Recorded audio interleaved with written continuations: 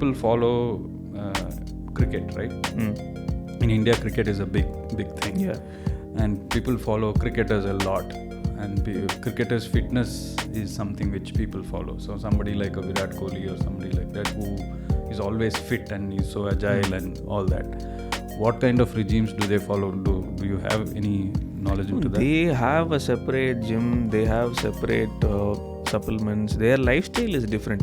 My point of view is that I'm not going to be playing like someone who is going to sweat for the next 7 to 8 hours in a single place. That is not going to be my lifestyle. So what we have to understand is workout based on what your lifestyle is. Yeah. Any IT employee is not going to become a bodybuilder because manager will call you the next day and screw your job. Why do you go look for a bodybuilder's routine to follow? It makes sense, no? Yeah. Look for someone who has got better results being in your own job. They have a better health. Talk to them. They'll have better principles. They'll have better habits in place. Correct. So habit breaking is the problem everyone faces these days. Krishna calls himself Mugdar Monk on social media and is a Bharatiya Vyayama instructor and practitioner. He is a Silambam master trained in the Sarapata tradition of martial arts from Tamil Nadu. Tune into this podcast where Krishna touches upon lifestyle, colonialism, and other challenges that affects our overall health and well-being. Please like, comment, and subscribe to Prana Stories for more of such original content. Okay, Vanakkam Krishna. Vanakkam. Welcome to Prana Stories. Thank you. And I'm glad that you came all the way from Chennai to Bangalore to have my pleasure to get a recording done. So I know you as from your Instagram profile, Mugdar Monk. Yes. I was wondering what was Mugdar Monk, and then when I went and saw in your profile, it is the equipment for exercise, which is the Indian way of doing things. So you also talk a lot about Vyayam, which is Indian fitness. Okay, now is it a question that all other exercises are bad, only Indian fitness is good, or what is it that what are you? No. What is it that you're trying to say? I'm not trying to spread hate against anything. Okay. So it's just that it is smart to go native. Okay. That's my. Why is it smart to go native? Because when your body is living in a tropical climate, you can't have the diet and regimen of an iceman. Okay. It's as simple as that. There are a lot of content that people don't get to read about the other industry, like the injuries, the sudden deaths that are happening. Bangalore mein to one lady, she just died by doing squats. She couldn't get up, she just died on the spot. So these things, these type of things are firstly shocking. The next thing, traditional fitness comes with a culture. There is philosophy in it. There is a lot of wisdom in it. There are a lot of monks who have worked on this. So when you have a backup that is really strong, and there are guru paramparas that are followed. If I want to do something new tomorrow in my exercise, I don't Google about it. I ask my guru, what is wrong? Can I try this thing? Will my body suit this kind of new things I'm going to try? And then I try. So I place my trust on a person who has been doing this for ages together. I don't place it on YouTube videos. I don't place it on funky things that are being advertised. So when it is backed up by a culture, there is naturally a sense of security that comes with it. I don't do things that I have not done myself, and I don't experiment it on anyone who I am teaching. So whatever it is, it comes from the big vast ocean of Vyayam. Okay. So when I think of Indian fitness, for me the first thing that comes to my mind is yoga.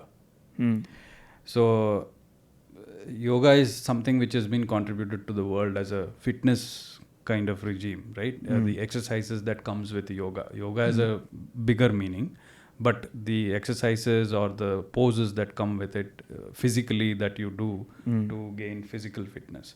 Now, when you are talking about Vyayam is a larger part of yoga, or it comes under yoga? Yoga is separately not anything related to fitness at all in the first place, in my honest opinion. Okay. Yogam is something that is for your lifestyle. If you see how Hatha Yoga is classified, 8 different Ashtanga Yoga, how it is given is, first 6 months you simply listen to your instructor. That is how yoga starts. You listen to your guru.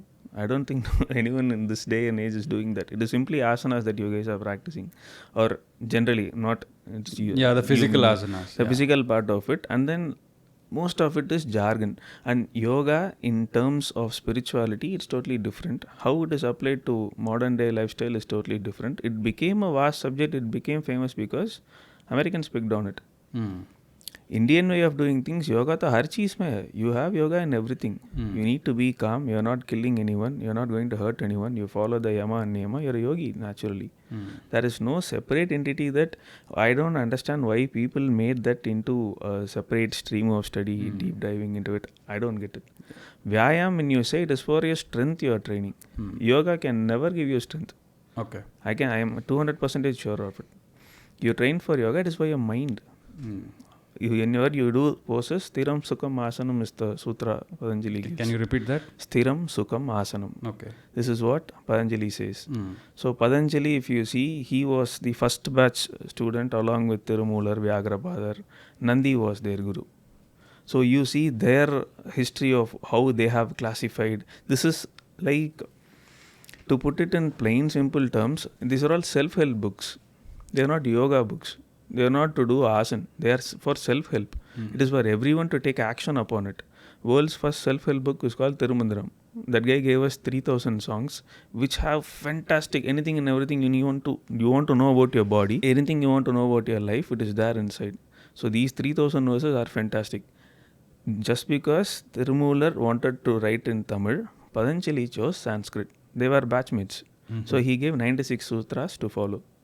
So it is as simple as that. But if you see how yoga is generally being marketed, they'll say Patanjali is the father of yoga. Who is Nandi? Who is Shiva then? Shiva gave 8 lakh Sankritis. It comes from him. So in Siddha terms, he is called Adi Sivanar.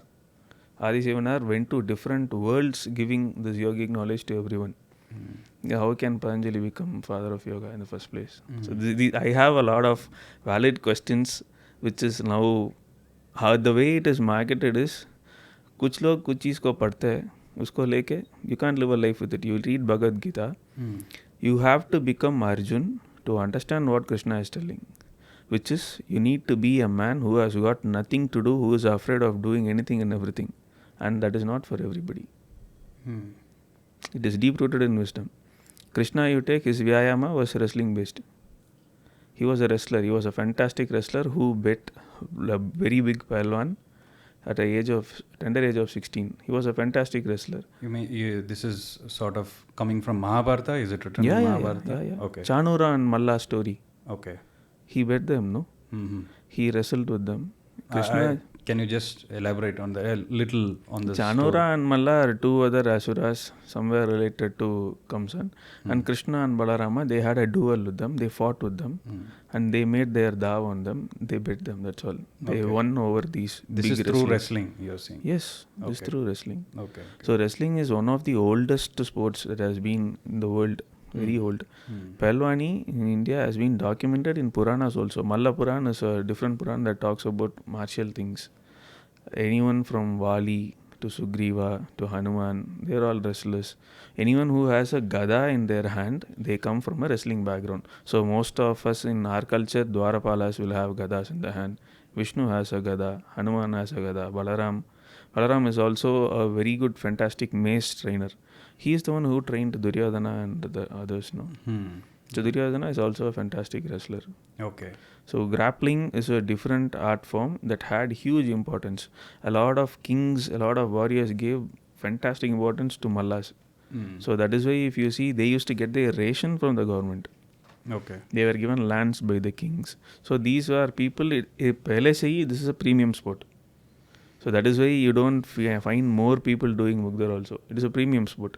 You want to get the good quality wood, you need to invest in it. I have literally lost lakhs because I invested in the wrong woods. Okay. I used to do it as a business. I used to manufacture and sell. Now let's come back. I mean, we are all over the place. touching upon very all over the place. Now what you're saying is yoga is not the same as Vyayam. Yes. Yoga is a completely different thing. It's probably for the spiritual purposes of people. Yoga is for life. Yoga is a lifestyle. Yeah. Yoga is a lifestyle. Whereas Vyayam is for strength training. Yes. And Vyayam has got many aspects like wrestling, what you mentioned. Yeah, wrestling. Vyayam, the exercises we do are based on wrestling. Mm. A lot of different martial arts throughout the history of time Mm. have surfaced from India. So Mm. one of the major art forms that we lost was Varmam. Okay. Varmam is a fantastic martial art form. Now a lenient form of it is acupuncture. Which one? Acupuncture. Acupuncture. Okay. Acupuncture or acupressure, whatever it is called. Okay. Varmam used to be much more like widespread. Mm. So you have 14 Varma points in the front of your hand alone. There was a king called Maravarman Sundarapandian. So Sundarapandian's time, Varmam was at its peak. His generals can kill you just by plucking your finger. Is it in Kerala we call marmam as your very key point which you can Varmam and you can Marmam, paralyze it's someone. like Mugdar. Okay. That's the thing. Okay. Varmam, Varmam. that's all. Okay. Okay. The same thing. Okay. Earlier days there was not separate states like Karnataka, Kerala and all that. South was the same. Yeah. And people were not that worried about the languages also because aaj bhi, the lifestyle is the same. Just that you make your dishes with whatever grains that are native to your place. Yeah. Style of cooking is also very similar. Right. Okay. So you're saying Vyayam, the martial art is also part of the Vyayam. Yes. So in that sense, even Kalaripaitu is also part of Vyayam. So Vyayam is a set of exercises that you do to get trained. So when you're going to a gym, only 2% out of anyone who is entering the gym will become a bodybuilder. So what are you training for? Vyayam comes with a purpose. You want strength in your life, you get into an akada, you get into a kalari kudam. You are training for your life. You want to get stronger in life. This is a abhyasa. It can be done daily. Most of the people who don't get results hitting the gym, the main reason is overtraining. For that aspect, you need not train with that heavy weights on a daily basis. You are putting your nerves under so much pressure. But not many will agree. Okay. Overtraining is the main reason people hit failure in gyms. Okay. With Vyayam, it is a abhyas that you can do daily also. I generally advise my students to do it at least thrice in a week. Thrice in a week with high intensity is enough. Okay. We'll come to that. Again, going back to the history of Vyayam, right? You also said Lord Krishna was a wrestler. Now, he was a Kshatriya, right? So, Vyayam was mainly practiced by the Kshatriyas, like the warrior class, or was it practiced by... Vyayam was for everyone. Okay. It is like how school syllabus is now common for everyone. Everyone was doing Vyayam. So why do you think even now there are grandfathers who live up to 90? Because the genes gave them that health. Everyone had a lot of movement in their life. Kshatriyas took it upon themselves to make a fantastic lifestyle because everyone's security depended on them. Warrior class had to protect everyone. Farmer also has his own Vyayam. Farmer will never get a belly. So throughout our history, people's activity range and the level at which they were highly functional with their body is really good. Women those days have so many equipments right in the home. They lift 15 kg oral and all that to do their masalas. That is the reason you see there is a decline in the level of masculinity among people, the muscle nature alone, and that is causing a lot of diseases. So getting back your own health will get started. You can start the journey when you get with Vyayam. It is very easy to get started with Vyayam. All you need is to empty your cup so that you understand things from an Indian perspective. Yeah. So, in the Indian way of doing things or the Bharatiya way of doing things, there is always a scripture that there is a reference. For example, for dance there is Natya Shastra. For sculpture there is Shilpa Shastra. There are so many Shastras that comes. What is it for Vyayam? Malla Purana is one scripture that is available. Okay. And then the next thing is there is Dhanurveda. Okay. To read about archery and Kshatriya based things, it is there. Even in Puranas, it is mentioned how they did a lot of exercises, and it is called Shunya. The language our ancestors use is called Shunya. So you don't get it directly unless you are into that specific search. You won't get it directly. So anything, if you see one small example is, if they say they are Shiva Gotra, it means they don't know what their Gotra is, because Shiva also means nothing. So this is one classic example of Shunya. And our ancestors did not place that much heavy importance on building fat in particular portions throughout the body so that you look good. Because it is simply fat. It is not muscle. It is fat. No, end of the day. Right. And there is a lot of importance given for your prana. Your well-being is the concern when it comes to Vyayam, not your aesthetic look. Your well-being is concerned. If I go to an akada, I am a brand new person entering an akada, my Guruji will not let me do more than 5 dand or 5 baitaks. Because that is how you start. What if you do more? What if you lift a dumbbell on your first day? You are pressuring your nerves. So this is like a sadhana. Vyayama is a sadhana. And Vyayama also gives a lot of real life impact. So my personal journey is I was very fat. Though I was doing martial arts, I was a Silambam instructor in Chennai. Though I was doing martial arts on a daily basis, I had problems in my body which I did not know. Once I got into wrestling style of training, I went to Varanasi to train in Tulsi Akada. Then I understood this is the type of training my body likes. My body wants that style of training. Once I got into it, I understood it. Now I can raise my weight, I can reduce my weight, whichever way I can play with my body now. Okay. Because that is backed up by so much knowledge, right from what I should do when I get up to how I should sleep. My Guruji has taught me so many different varieties based on the present lifestyle situation. So commonly people always think that once you get started with exercise, you get results. But even if gods are training you, you are stressed, nothing will happen. Chronic stress is against anything that is your body is trying to do. If you are stressed from the above, you can imagine someone sitting on your head and you trying to move.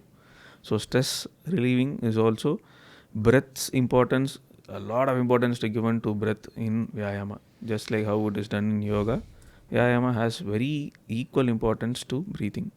Yeah. And the procedures need to be learned properly, and that is the key problem when it comes to Mugdars also. Mugdar ab koi bhi uta raha hai to people think they know what they are doing. One common injury that will occur for beginners is wrist mein you will get a hairline crack if you are not training from the right people. And how to evaluate this is you have to go check their background. Who have they trained from? Are they coming from a Akada background? Are they coming from a martial art background? And people don't ask the right questions. You want to learn traditional things, you want to learn it the traditional way. You can't ask a salesman to be a pujari. That is how it is. You want to learn it properly, you have to go 100% with it. So traditionally what is done is before starting any new equipment, you have done a puja. A sankalpa is taken so that you don't get hurt. Anyone and everyone training with you, they are part of that puja. They also take an oath that they will keep an eye on you that you don't get hurt. Yeah, it's like a community driven thing. Okay. Exactly. That's how all our traditional systems are. Definitely. Be it even schooling, be it even yoga also it's like that. Yeah. It is Guru Shishya Parampara. Yeah. So even Vyayam also you're saying it is followed the same thing. You cannot just randomly think that okay, today I'm going to be fit. Yeah, I think I can put it in a very simpler manner. You do Vyayam, I can guarantee you are going to be strong. You do yoga, I can't guarantee you are going to be a yogi. Okay, got it. So so when you say Vyayam, what are the parts of it? What all does it contain? As in, so you said Vyayam contains breathing exercises. Pranayama is a part of Vyayam. So any wrestler who has wrestled for a longer time, they ended up with Kapalbhati only. Okay. Breathing exercises, stretching, flexing, conditioning is the main part. So once you are getting done with your body weight exercises, that is when you go to weights in the first place, which will at least take 3 to 6 months. Okay. In Kalaripayattu, it is called Mei Vazhakam. It is all based on animal movements. And it is so fantastic. It will make your body moving like a rubber. You will feel like you can lift anyone once you complete that 6 months course. But now, a lot of people don't do it because it has become a different structure altogether. Because they found competition from karate, it is all changed now. It is very hard to find people who practice the original art form these days. And that is now becoming a problem. I think it is across for every traditional art. Yeah, it is like that. So what you're saying is it starts with using your body weight for the first initial 3 or 6 months. Yep. Without using any weights. using your own body weight, do a lot Exactly. of flooring exercise and stuff. Ground exercises, exercises, a lot of and duns, bitex, and a lot of interesting ways to do compound exercises. So compound exercises are exercises that involve more than two muscles. So when you do compound exercises, when you just analyze how the traditional workouts have been designed, no, they are highly friendly. For example, you do a sapate. Sapate is the original version of what Britishers or Americans call burpees. burpees. Okay. So when you do a sapate, there is a squat involved, there is a upper body stretch involved, there is a dand involved. But when you do burpees, what you are asked to do is simply put your weight to your wrist alone. Yeah. When you are doing a sapate and when you are doing a burpee, there will be a clean difference in these two exercises. Burpees, you are supposed to jump and then you do that. Sapate also jump is there. But the way it is done, you do 25 burpees, you will feel that there is heartburn. But you do 25 sapate, you will feel stronger. You will be ready to lift anyone. Okay. As a technicality, our exercises are like highly advanced, and the way weights are designed, we train with grip strength. So grip strength is very interesting. Why? Because when you are training with your grip, no, automatically your nervous integrity is taken care of. You need not go out having tablets to control your anxiety, temper, and all that. Your nervous integrity is in your hands, and we use rotational strength, and it has got, every exercise has got its application. So for example, I am swinging a mugdar around my head. So how do I use this? When I am fighting with someone, I do a dav called dobi. I pull them from the back, I crash them on the floor. I can use it. When you are simply doing isolated exercise with mugdar, how do you implement it? When you are wrestling, you do a dav called dasti. So everything has got its practical purpose. Yeah. Your purpose of training is fulfilled with Vyayam. I mean, there is like a whole and a part of it. It's like that. There is a purpose, a bigger purpose to it, and everything leads to that. Yeah, because warriors trained with it. Warriors wouldn't have designed this program at all in the first place, because if they had not found its purpose, they wouldn't have designed it in the first place. No? Humans are very, I would say, like chalu, and our ancestors were the best of it. Indian ancestors were like very, very smart, right from the diet to everything. It was all neatly taken care of. Yeah, the diet is a different subject altogether. We'll go there later. Yes, definitely. I mean, obviously, when we are talking about fitness, diet is the thing that comes as the most important thing. But okay, so let's come back. You're saying for the first 3 to 6 months, it's the using the body weight, grounding, and all the exercises that you mentioned. After that, what is it? After that, you are given with a bow staff. Silambam, you are given with a silambam. What is silambam? Staff. It's like a bamboo. Yes, bamboo staff. Bamboo stick. Okay. Bamboo stick is basic. So and silambam is used in Tamil. Yes, okay. Silambam is the art form that was documented by Agastya as Muruga taught him. Agastya documented it. The document is called Kamba Sutram. Okay. So it is very much available in Tamil vocabulary. People will ask, Inna periya Kamba Sutrama? Because it is hard. How to hit an animal, at what range, at what power, everything is mentioned in that scripture. It is very hard to procure it also. I am yet to do that. Yes, okay. Thanks for reminding me. So Kamba Sutram was the one from Agastya. It was initially taught to people who are in hills.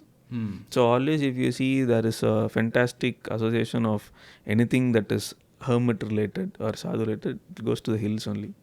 So Agastya, from his range of hills, Podigai was the region where he was residing, he's doing his meditation and all that.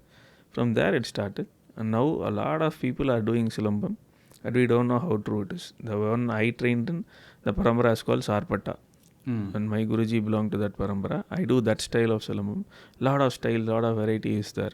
So Silambam, what it does is basically it improves your prana. Your weakness will be gone if you do Silambam.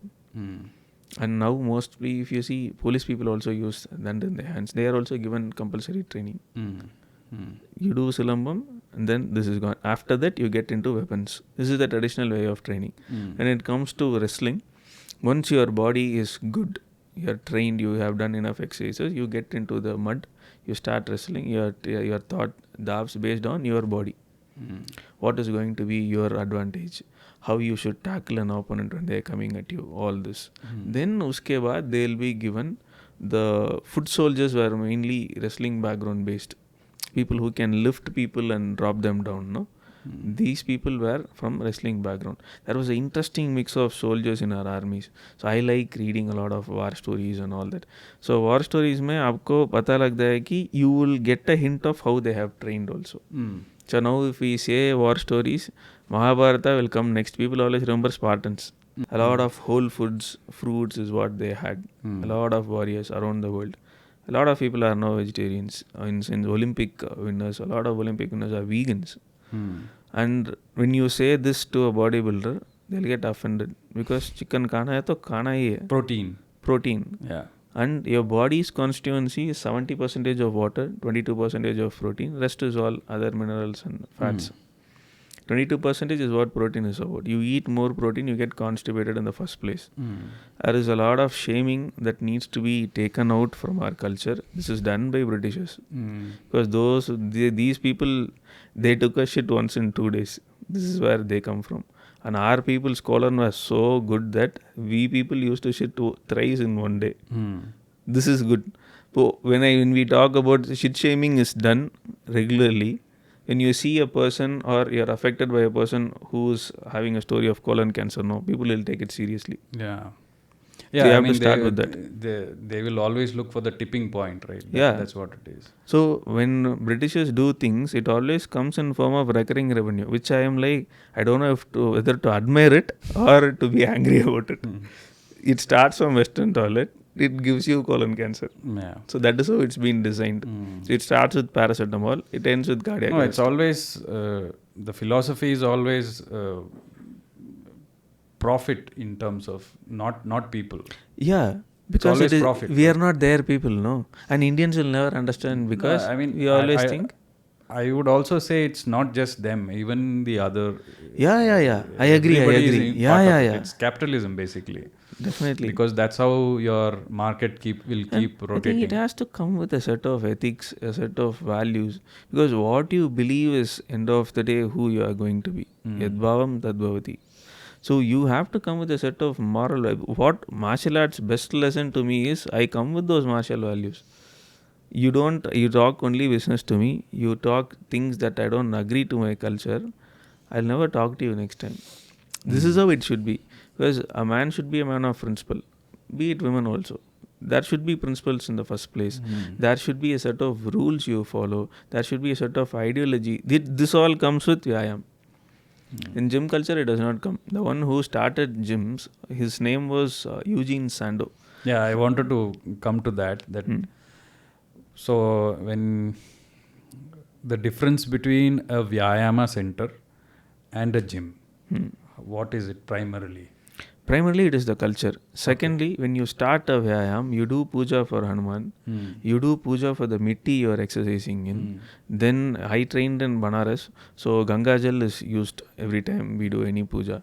Once that is all done, everyone prays and then we start our workout. It comes with this culture. In that prayer, we take a oath not to hurt anyone. If anyone is hurt, they will be taken care of. You had a personal loss, you are grieving. You'll be given special attention in the community. So you are saying primarily the culture is different. Yes, and totally it is like how you feel, no? So someone is giving you importance about how you feel exercising in a place where you get stronger. Strength also means, it is like I classify into 3 things: body, mind and spirit. Your body needs to be strong. For that to happen, your mind needs to be stronger. Only when your mind is stronger, your body can be strong. When these two are strong naturally, your spirit will be fantastic. Your prana will be fantastic. The way people react around you will be fantastic. And this energy science is what yoga is all about. And that is a part of our culture. Anywhere you go, when you see someone who is having a bright face, the common term is Tejasvi. They have so much Tejas. So when you see what is Tejas and Ojas, you get into Ayurveda. And the basic thing is like, we don't separate things. If you take in English medicine, there are no specializations. It's all integrated part. Integrated. No, I would welcome specializations if there are any. That is the problem. We think it is specialization. Kaun sa specialization? A radiologist does not know how the fever is going to break. Why did they study medicine in the first place? Mm-hmm. Common logic, no? Yeah. Cardiologist does not know what is happening to the eye. Mm. Clearly a separate doctor. This is all industrialization of medicine. That is, I mean, separate money making. It's Yeah, the separate industry making. categories to create. How smartly done, no? Yeah. And we don't question it in the first place because we don't think there is any alternate sciences. Acupressure is there. A lot of natural healing methods are there. Now, what is not found in allopathy, they don't look in the other place. Now, I think I read recently that internationally there is a petition being made to look into alternative medicine for solution. Yeah. And allopathy doctors are not allowing it. Yeah, there is also a stream that has come which is called as functional medicine. Functional medicine is he's taking into consideration all these aspects. Now they are coming up with all of this. They are adapting things from Ayurveda, things from acupressure, things from all these, Chinese cultures, Indian cultures, and even South American cultures, because there is no other go, because there are solutions here. Definitely. Yeah, and so this is a smart approach. Yeah, so they are coming up with it, and functional medicine people are very few. But again, I would still say functional medicine, given the history of from where it comes from, which is the United States, it is coming from there. So there are some things which you might still see. It is good if we stick with Ayurveda and Siddha. It is more than enough. Yeah. So this is what my simple, I think back what has happened just in my lifetime. If I am having a fever, the first thing my wife says is have a paracetamol. Yeah. The first thing my mom asks is, are you doing okay? Yeah. You need a doctor, visit him after 3 days. This is what my mom does. If my grandmother was there with me, she'll simply make me a kashayam. Fever will be gone in the evening. Right. Yeah. So what I want is that ancestral knowledge. Correct. And that you don't find with any other culture than Indian culture. Yeah.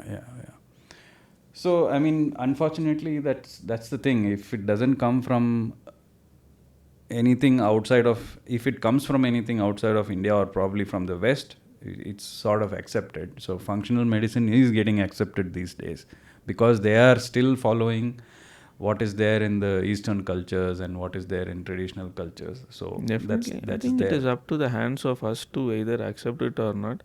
Any time of the day, I am not going to accept anything from yours. So it is your personal choice as well. So I made Vyayam my life goal. Why? Because I found this was making people really stronger. The testimonials I got were like they were able to see significant changes in their life. I am looking at them, be it on video call, be it in person. I am seeing their shoulders getting stronger, their muscles getting tighter. This is what you need at the end of the day, no? And people always confuse it, aesthetic goals, with things that are dangerous. 6-packs is dangerous. In a tropical climate, you have a 6-pack, you are already putting so much pressure on your heart with your stress factor. When the body fat percentage is very low, it is getting troublesome for you from the inside. And if you see who are considered as fitness inspirations, are very bad role models. Maybe they are the film stars. Now film stars, personal trainers are becoming big in Instagram. They're becoming like, end of the day, you screwed up with someone's life. You want more people to get, like, this is how I think. Yeah, that's the cycle that happens. Yeah. So once this is done, poster boys can never be humans who come with trust. So are you saying, okay, let's take an example. People follow cricket, right? In India, cricket is a big thing. Yeah. And people follow cricketers a lot. And cricketers' fitness is something which people follow. So somebody like a Virat Kohli or somebody like that who is always fit and is so agile and all that. What kind of regimes do they follow? Do you have any knowledge into that? They have a separate gym. They have separate supplements. Their lifestyle is different. My point of view is that I am not going to be playing like someone who is going to sweat for the next 7 to 8 hours in a single place. That is not going to be my lifestyle. So what we have to understand is workout based on what your lifestyle is. Any IT employee is not going to become a bodybuilder because manager will call you the next day and screw your job. Why do you go look for a bodybuilder's routine to follow? It makes sense, no? Yeah. Look for someone who has got better results being in your own job. They have a better health. Talk to them. They'll have better principles. They'll have better habits in place. Correct. So habit breaking is the problem everyone faces these days. People who are doing a desk job, I mean, you can get inspired by somebody like a Virat Kohli or somebody like They that. definitely can. But you need not actually follow what they are. That exact routine following it. That is why bodybuilding is bastardized. I will say that. This exercise is called Arnold press. Before Arnold, 2000, 3000 famous bodybuilders were doing the same exercise. Why is it called Arnold press now? After pumping iron, it became famous. So that is an industry that is run. My question is, Arnold is from a German background. I am an Indian. Any time of the day, his genes are totally different than mine. How can I follow? It is not, I wouldn't say getting inspired is one thing, being stupid is other. I cannot follow his routine because it's not going to work for me. If today Arnold is there, he looked like a monster because in his days, steroids were at a different level. Now they are at a peak. Arnold would have been thrice his size if he had exercised these days. You know, there was a famous bodybuilder, I forgot his name.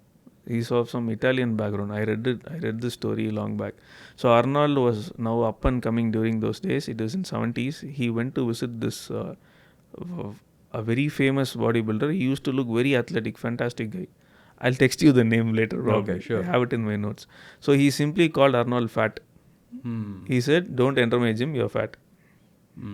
So this guy was training a lot of fantastic athletes.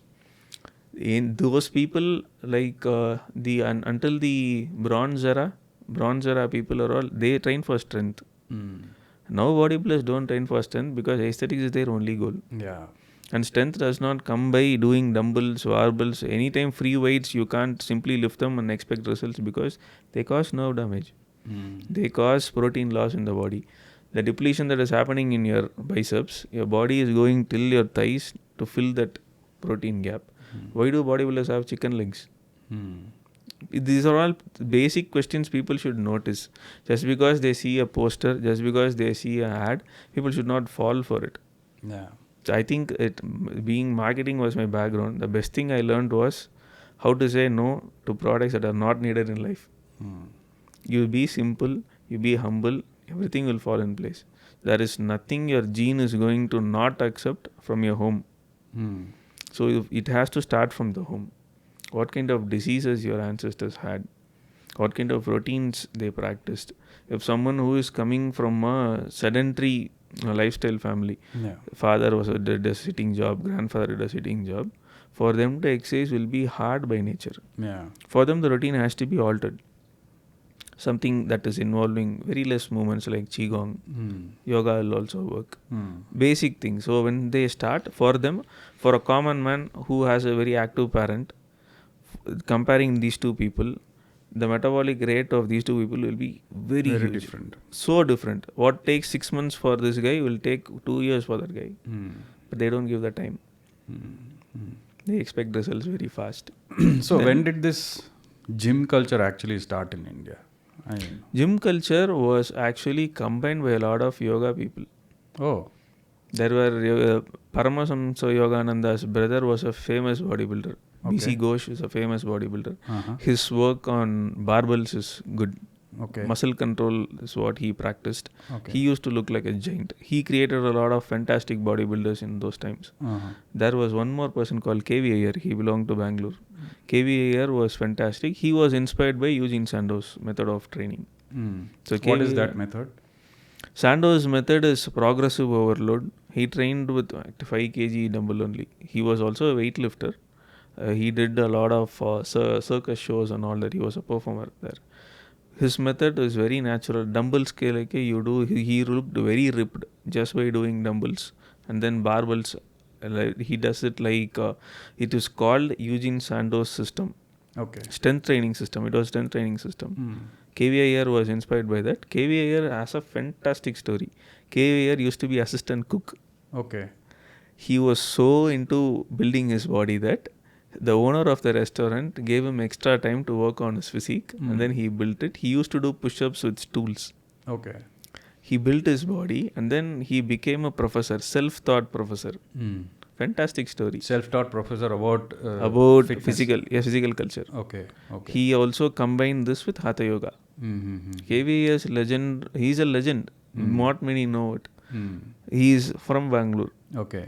And I want to visit the place he trained and all that. Okay. Sometime probably we can plan. KVS work with dumbbells is really, really good. He is a fantastic person. I think his portrait of him posing as a Greek god was viral in those days. Oh.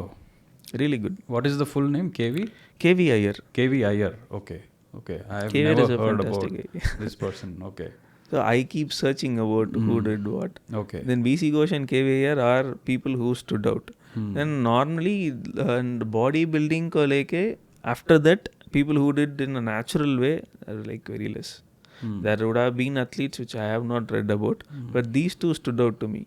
But their story was fantastic. They combined it with yogic principles.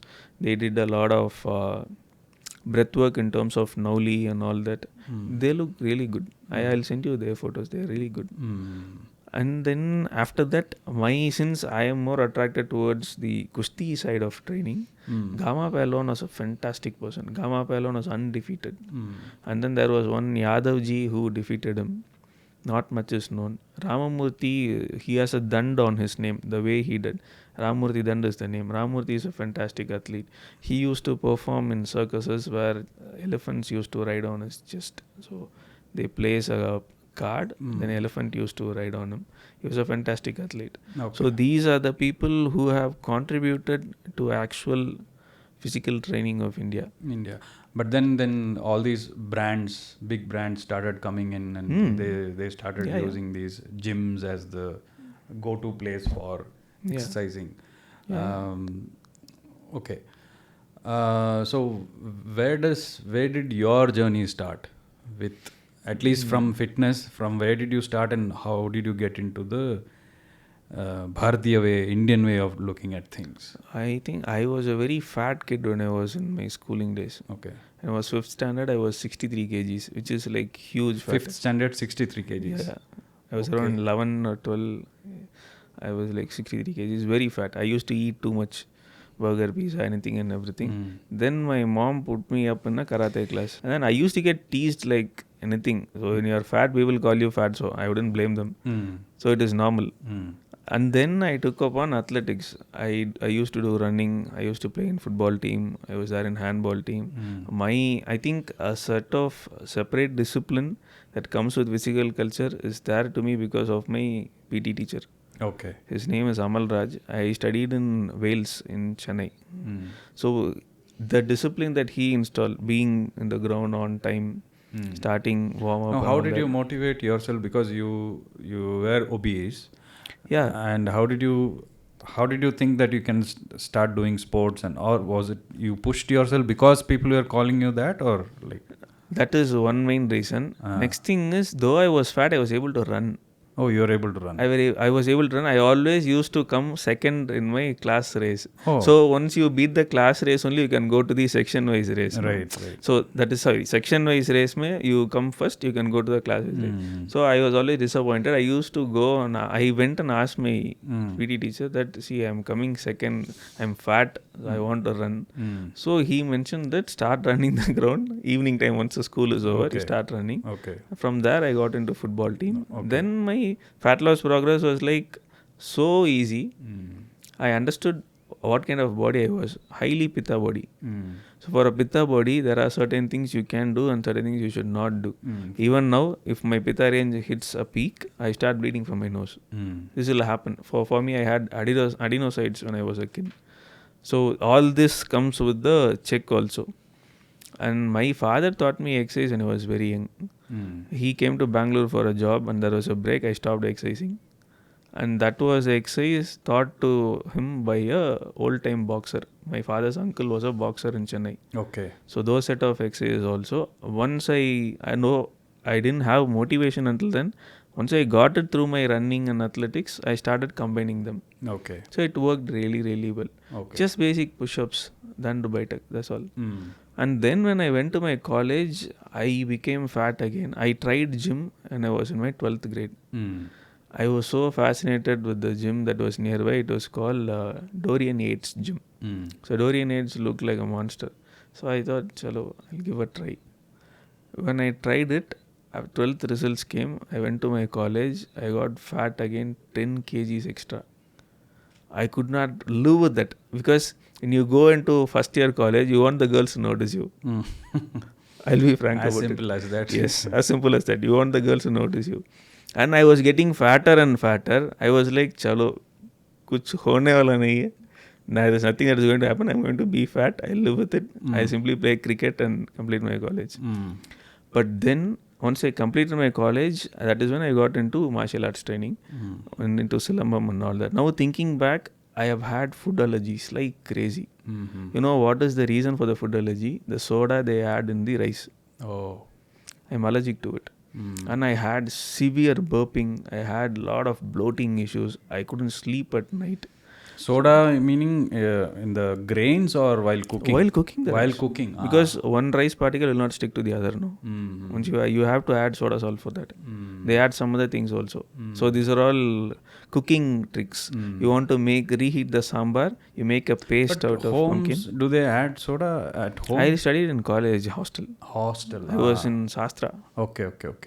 So I was being away from home is like, firstly, I wouldn't suggest it for anyone. It is not healthy. And then I was away with people who are excited of being away. Hostel vibe is that, no? Correct, yeah. So you try out foods, you eat masala dosa, then it becomes a stable diet. You can't eat your hostel food.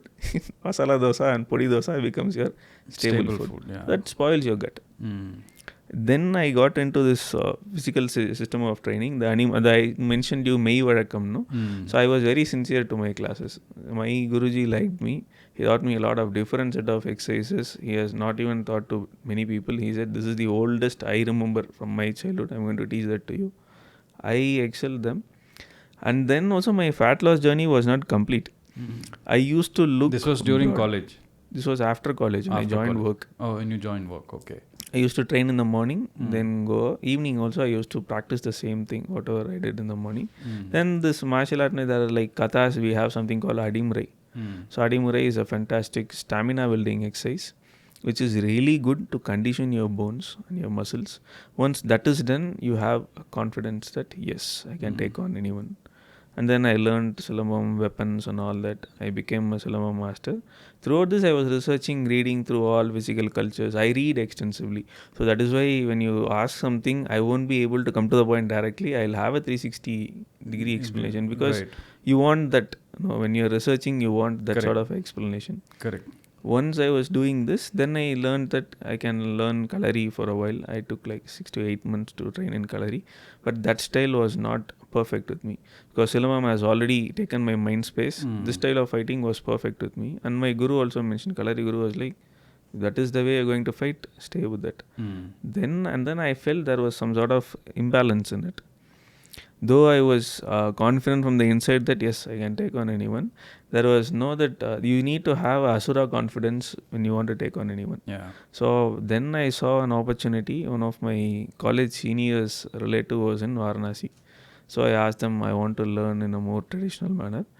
Luckily, the way it happened, things falling in place and all, it was struggling only. I went there, I don't know the place. It was like totally new. The culture was like, I was in culture shock for the first 3 days. And I couldn't find Akada also, where wrestlers train. There are a lot of Akadas, where wrestlers train is very, very less. Then I found my Akada, I started training. And after 3 days of training there, I learned that was the spot Tulsidas sat down to write Ramayana. So Tulsi Ghat mein, that is where our Akada Swaminath is. I was like, this is like something from above. I am really happy. Then I started training regularly. I started visiting year after year. I took 3 months gap. My office was really supportive in that. It's work from home. They say you can work from anywhere. So my boss was really supportive. Once I came back, and then now I have another skill to my exercise culture. Yeah. Then I started studying how other cultures approached it, how strongmen did it in a different manner. Why are we doing what are we doing? This is the question I always ask. You're doing a simple push-up. Is it necessary? If your shoulder strength is good, you need not do push-up. You can go to other advanced exercise. There are different versions of push-ups you can do, Hanuman Dand and all that. Researching, getting together, and what I began to appreciate is the variety we have. The same Mugdar you see in Karnataka, the design will be different. Yeah. You see in Tamil Nadu, the design will be different. Throughout India, it is different designs altogether. There are different equipments that are being used to train also. So this comes from Rajas. Which will have its own local regional flavors. Definitely, and there are advancements with it. So recently I was reading a book about Individual culture. It had mentioned that Krishnadevara ji had a separate women wrestling battalion. Their Akada was the place where normal teenage men or men who have attended their early adulthood, they were afraid to go there because they would challenge them. Women wrestlers used to challenge men. And now people will talk about feminism and all that bullshit. Where is it? There is mention of women training in Vedas. Yeah. And it is all psychology. You talk to someone about stress. Unknowingly, subconsciously, you are planting a seed of stress in them. It is a vibe you bring in, no? And I see it commonly done to anything that is Indian, no? It is always neglected in a smart manner. Yeah. I think that is a crime. No, that's the way to push narratives, right? I mean, that is the way stupid people function also. When you say, exactly I'll say what happened to our ways of exercises. Firstly, you go to a doctor, they ask you to walk, they say it will be fine. But they will never tell you to stop your medicines. Yeah. Walking goes along with your medicine. If it is a BP patient, they have to eat it for life, which is not necessary. You go to acupuncture doctor, they'll tell you what should be done. 2 sittings you'll be fine. But are people researching about it? No. It is the people's fault. Correct. Then we consider things that are not needed at all. You go to doctors who ask people to take gym subscriptions. And I don't know why, if you see the pattern is New Year ki time people will be more motivated. Yeah. Because they have leave. They see ads of gyms.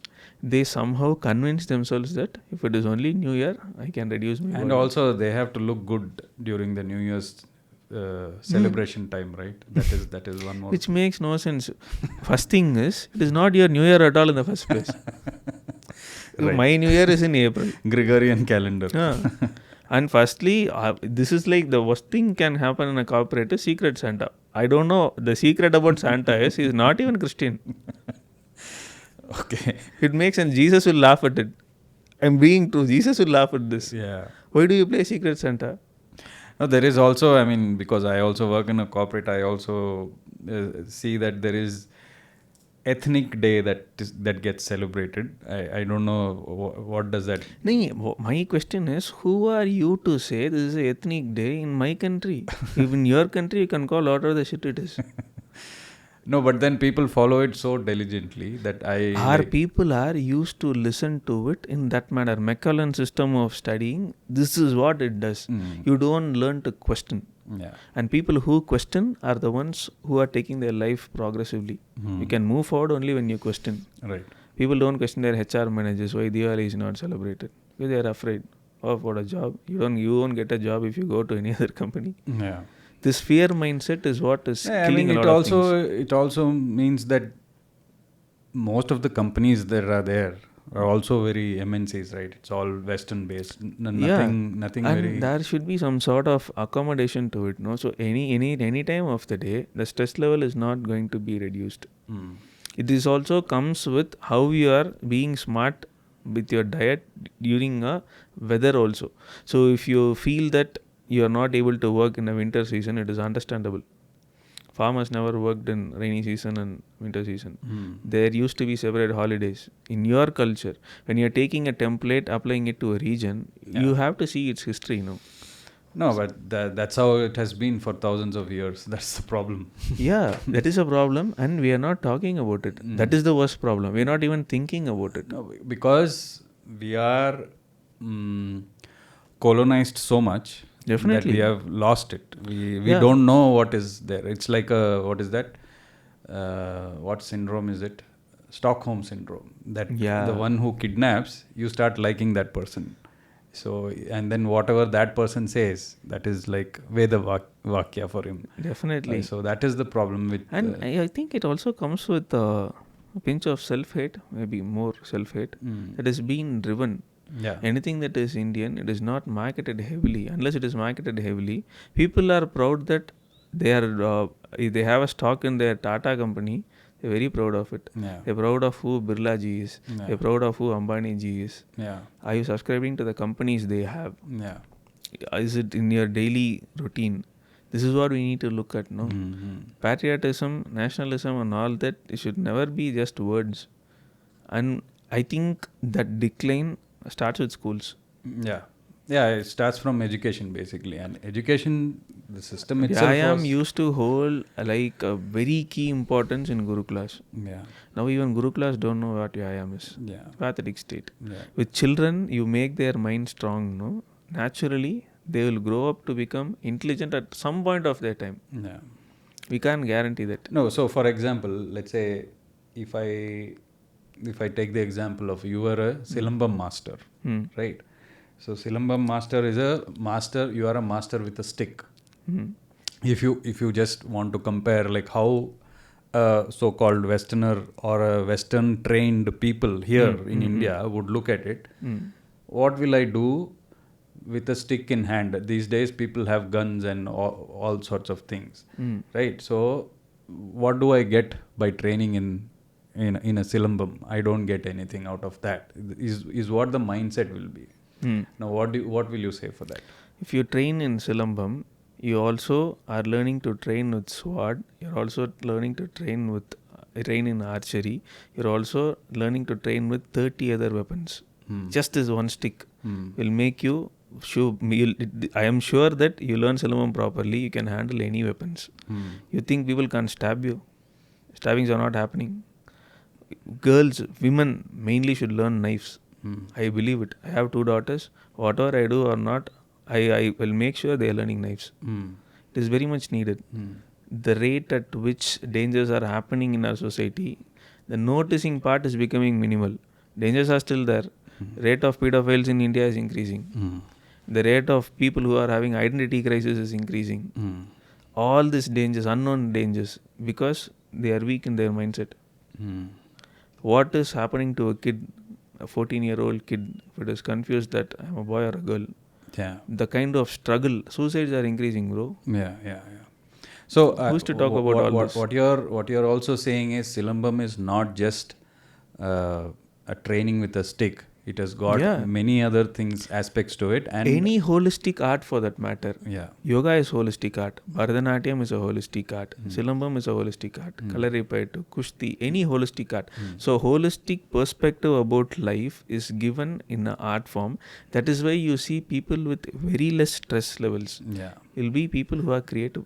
Because it also helps you to center yourself, and it also gives you a control on the mind. It gives you fantastically. Adding to that, it also gives you a hold on who you are. Yeah. You are a Bharatanatyam dancer. You are from a particular parampara. You are used to that bani. You know who you are, what kind of movements you are going to do. You will start exploring yourself from that. Yeah. I know I am a traditional martial artist. I know what my strengths are, what my weaknesses are. I'll focus on increasing my strengths, working on my weakness. Right. And it comes with a lot of research, reading. If I have a guru, it is not that there is a guru who is we see him Diwali, Pongal, we wish him happy. That is not what it is supposed to be. Yeah. You stay in touch with them. Anything that is happening. If I have once I got married, I told my guru, yes, I am getting married. Once I had a baby, I told them. So this is how the relationship is supposed to be. And there is continuous sense of mentorship. So since I have this mentorship, I will not pay a psychologist for nothing that is going to come back in my life. There is actual value, and I believe unless anyone has subject matter expertise, they should not talk about the subjects they genuinely or enjoyingly advertise. Doctors talking about gyms. Yeah. A gut health doctor talking what to eat, what not to eat is fine, but instructing you how to eat is not good. End of the day, your gene is different, their gene is different. The level at which your gut can digest the acid levels of your gut, it comes from your forefathers. Yeah. If your forefathers were able to easily eat a lot of meat, they easily ate a lot of heavy stuff, you will automatically digest, no? So who is defining that? So these people, they want to normalize everything. Yeah, standardize also or homogenize. Okay, yeah. this is the set pattern, and for example, a famous brand started marketing breakfast in India, right? With cereals and all that. It doesn't work across India. They failed Definitely. at it. They failed at it. But that's what they're trying to standardize so that they can sell their products. So how did breakfast become the most important meal of the day? You read the story. It was done by Madison Avenue advertisers in 1960s. They had a conglomeration of breakfast manufacturers with doctors, bacon manufacturer, cornflakes, and all these unwanted cereals. Yeah. They create a campaign that this is going to be the best breakfast. Yeah. Someone who is waking up early in the morning, you give them milk. Milk is not digestible for everyone. Yeah. With a lot of unwanted sugars, fructose compounds which are not going to break inside your stomach. Cornflakes. What is it going to cost to your body? Yeah, yeah. First thing is there will be in Tamil we call it mandathanam. Yeah. You'll be they are so successful that when I say that I fast, I do intermittent fasting for 16 hours and I don't eat breakfast. When I say that, immediately, be it any person in the remote parts of they say breakfast is the most important part of the most important meal of the day. I would say, okay, this is reached to such an extent that credit should go to a Madison Avenue advertiser. Exactly, from the US, right? So there's nothing like that actually. Yeah, my question is that we have to start thinking in a different way. Yeah. What was your father eating? What was your grandfather eating? Something that is not a habit that comes from your home. How can it be healthy? This is how we have to think. Then this is thinking smart. Nextly, once this thought process is destroyed among us, these people will come with their companies which do the same. There are mindfulness companies who do thrice in a day. They do breathing session. This is what Brahmins do in our day and age called Sandhya Vandanam. Who is a fool here? Tulsi is patented by Germans. For what good reason? Tulsi, the Ramayana times, we have it since Ramayana times. Yeah. Why? Yeah. And for healthy reasons, they also are marketing a milk called as golden milk, which is nothing but milk with turmeric. Oh yeah, that is the next thing. Turmeric latte. Worst things that can happen. See, these are the things I find it funny. Whenever someone is trying to outsell you with a very glamorous outlook, you look into it, it is shitty. Turmeric latte is what? My grandfather and whenever I get cold, my grandmother used to make it along every night we used to have it. Everyone used to have. Why are you charging $300 for that? Yeah, yeah. And it's frozen also. Yeah. It's kept in the freezer. It comes with the packaging. Yeah, correct. And I think this has taught me a lesson also. We have to package our things more glamorously probably, because people are not knowing it. Yeah. We can't blame people also. No, the problem is that, so these things, this marketing needs money. Definitely. Yeah. So marketing. I think traditional is not getting investment. Exactly. So I was talking to one of the Kathak experts. They said our traditional arts don't have enough money. So there are no, patrons for it. So that's why at least the traditional, performances like Bharatnatyam, Kathak were all, at least you will not see much of colonial influences there. Definitely. Because they didn't have much, revenue out of it. If it had revenue, it would have, gotten into it. They wanted to break the education system, they did and all that, but this, it doesn't affect any visible things into the, the business world. But they wanted to create sort of employees or slaves out of people. They created that education system, and then eventually people started working for them. We have to understand that at a deeper level, we did not want to harm anyone. So that is where I understood that if there is a Bharatanatyam artist, if they are funded to do the same Bharatanatyam thing in a global manner, no, there will not be variety at all in the first place. It is supposed to be small. SMBs can be SMBs only. Yeah. You cannot really, Yeah. you cannot bring in a digital screen and do all that, but Bharatanatyam will remain the Bharatanatyam which is done in the temple. Western dance can never even compete with Bharatanatyam in terms of culture. The discipline it brings, the very way, I think the bhava itself, since you are into Bharatanatyam, when you compare yourself with any other dancer, no, attention is not your game. Conveying a story is your game. Yeah. Which is beautifully done, no? Yeah. No, so I think everything boils down to, like I said, who is patronizing it. Because all these things, all the marketing things that we spoke about, be it gym, be it the products, be it the food, everything comes from a big money that is there. Definitely. Because it comes from a capitalist kind of mindset, and they want to make more profits out of it. Definitely. That's where it is coming from. Whereas our own systems don't have that. I mean, there is no ownership of that, because everybody owns it. Definitely. It's open source, right? So then when something very attractive comes from a different place, people will look up to it and say, oh, this is something which we need to go for. That is what is happening. I think this is a fantastic opportunity for listeners to understand the key difference between short-term gains and long-term goals. Yeah. So when you look into life as everything that is short-term, you want a promotion, yes, I'm going to work for 3 months, I'm going to get a promotion. After that, is this job for you? So this is where long-term thinking plays a wide role. I think the fantastic example is, in earlier days, if you are a dancer for life. You're not only a dancer. In these days, you're not only a dancer, you're a yoga instructor. Yeah. You also do some other art form. Or you're also VJ. working for a corporate. No, corporate working though, you can't blame them, because money is money, required. no? Exactly. Most of the people I know, or what I have learned is, they take that money to fund their dance. Yeah. That's what even I'm doing. Yeah. I work for a corporate and I'm doing this. Which is bad, no? For the time that you have investing, I think people like us, they should get investors, first thing. And they should be backed. No.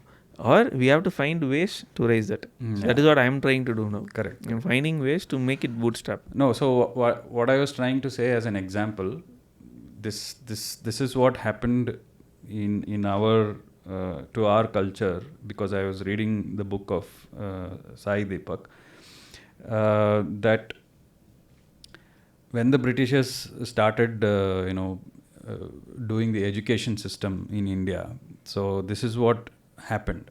So they started introducing English as a language, right? So even for Indian concepts, bring English as a language, because that's what they wanted.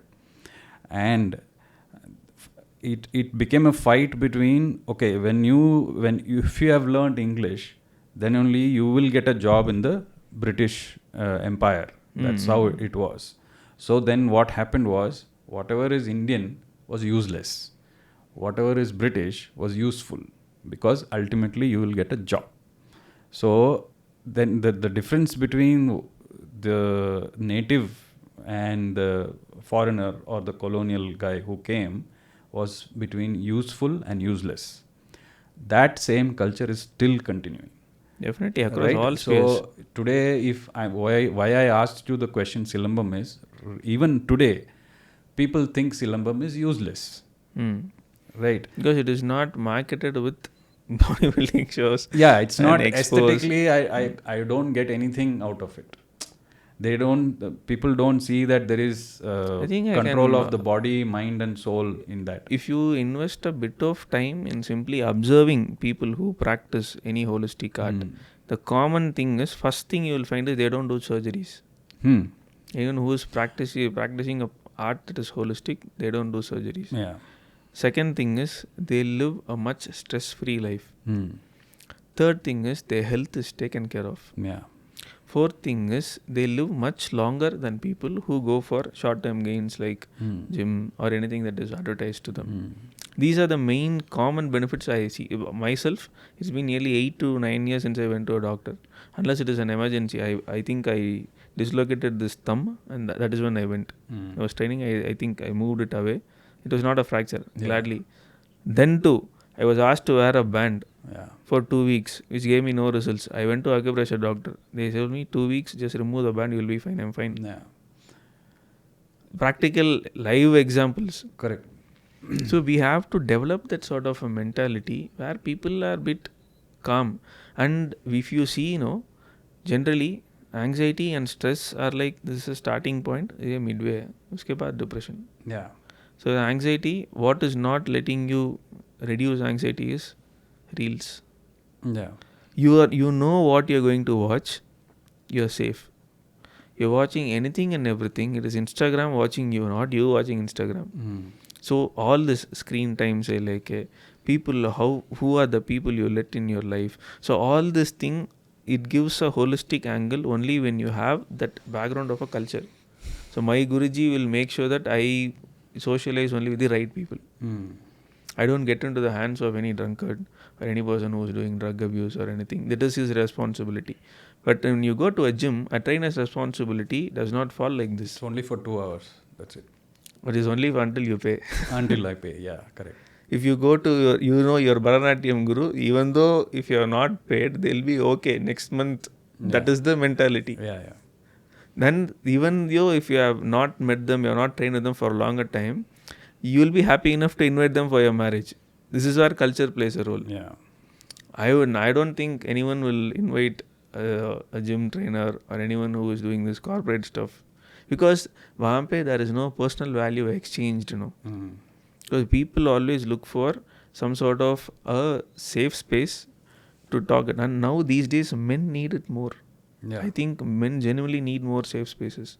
Whatever you do, you are taken with an angle of feminism, you are broken down with the angle of patriarchy. What is this? You can't talk your mind out.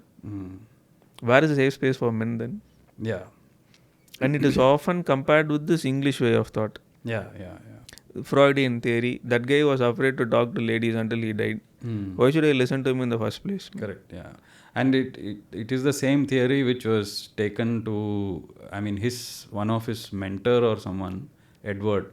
He was the one who went into the United States, and he became the key psychoanalyst for marketing and advertising companies.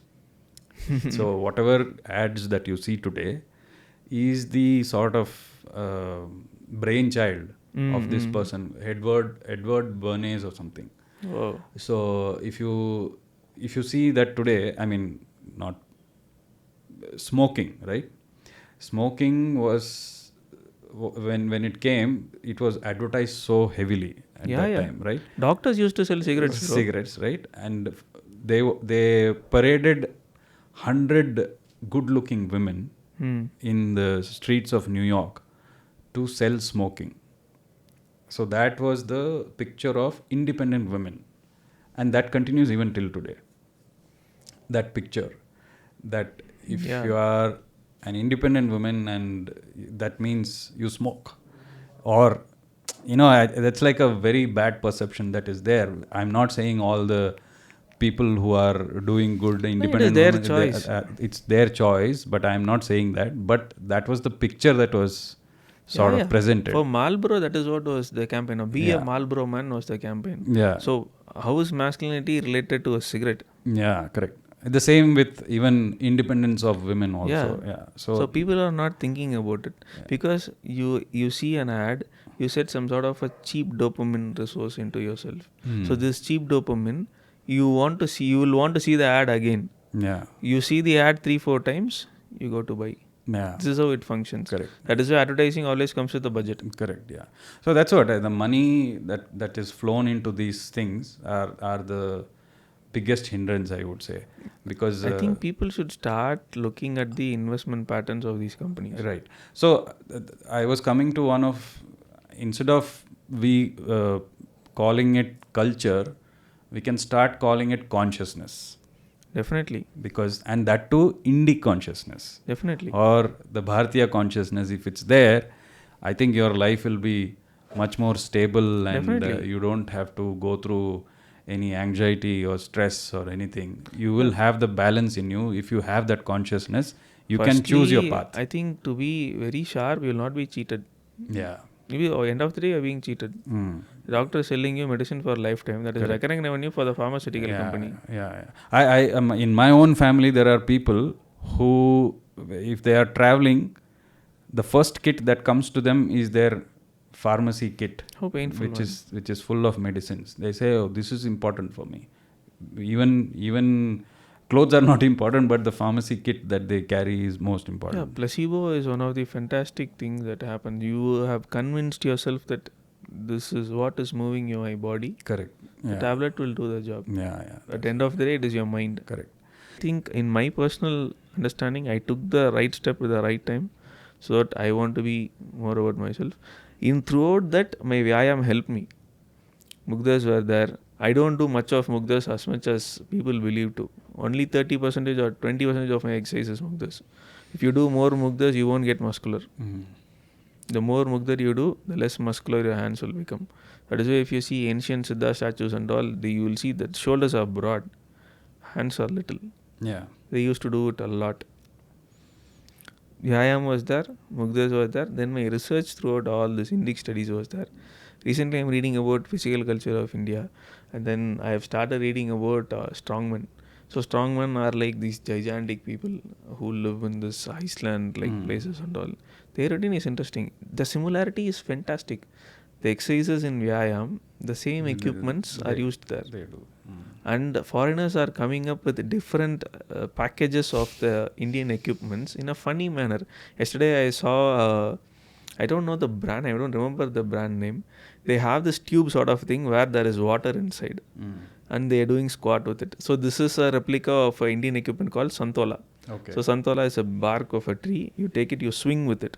Okay. So I can call myself an expert in Santola because my dav requires Santola exercise. Okay. I do a dav called dank. So the dank karne ke liye you must do Santola.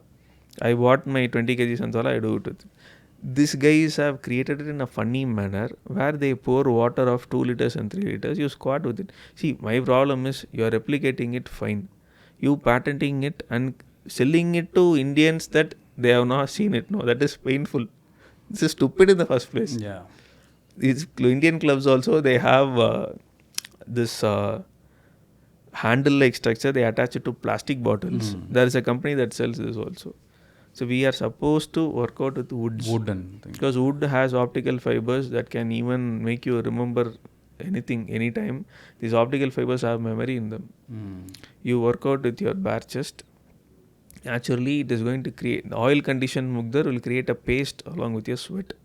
That is naturally going to be a shielding agent for any skin diseases. So this much our ancestors have thought. Yeah. So all this knowledge, chodke, people are being sold plastic items. Plastic items, yeah. Unfortunate. Anyways. No, it is funny. At times I used to think people are stupid. Now I'm laughing about it. Yeah. There is something of value. Yeah. You're choosing it is your fault. Correct. It is very funny. So, Krishna, thank you so much. Ram, thanks for listening to me. I think I spoke too much. No. I mean, of course, it was all everything together because it was all integrated, packaged. I very much believe in parity principle, 80-20. Yeah. So 20% of your fitness output depends on 80% of what you do in your life. Yeah, right. So you have anything that is stopping you from, following a routine, you need to work on it first. Yeah. You can't stress about doing 5 sets more. Yeah. And it didn't make sense. Right. Yeah. So, I hope people take cues out of the gems that has come out of this podcast. So, definitely. And think about the consciousness about. Yeah. And I would love to discuss Indic consciousness more. And I read a lot of Indic stuffs, and finding them in English is like it's a pain. Yeah, it's a pain. So I have started learning Hindi now. Yeah. So that we get some sort of Indic knowledge into the system. And Indic consciousness is not for any political gains. It is for yourself. That is the 200%. That is the one thing that I want to stress. It's nothing to to please any dispensation or to please any ruling party or opposition party or nothing like that. It is nothing to do with it. It's for myself I am doing it. Definitely. And It is simply to get smarter. It is to get smarter, and if you are not smart enough to understand that, then you can't help it. So Yeah. I just want to there are conclude. people who conclude things. Yeah, you know. conclude things like that. It's up to you. I mean, why I'm talking about indie consciousness is because of that. Like, I think it's like a bit contradicting in the perspective of in which I say I think everyone has a percentage of monk in them. It is you finding your alone time. Yeah. It is you being peace with yourself. Right. I think everyone should find it, and that is what well-being is. What Vyayam is all about. Correct. Yeah. On that note, I think I'd like to conclude. Ram, I have spoken too much. Thank you so much, Thank you. Mugdar Monk, Yes. alias Krishna, or Krishna alias Mugdar. Krishna alias Mugdar Monk. Thank you so much. Thank you.